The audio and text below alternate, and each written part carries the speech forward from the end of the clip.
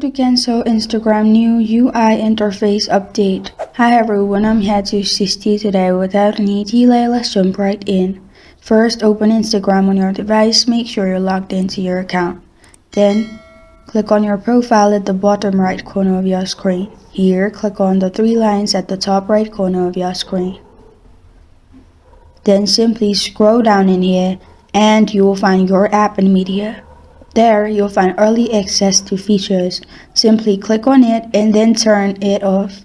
After you turn off early access to features, the new update will cancel. It is not available in my region. It may be available in your region.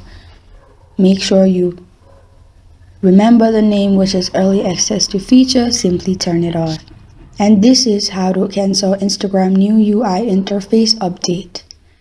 Thank you for joining me today. If this video helps you out, please leave a like and subscribe for more. Got a question or want to suggest a topic? Comment below. Thank you for watching.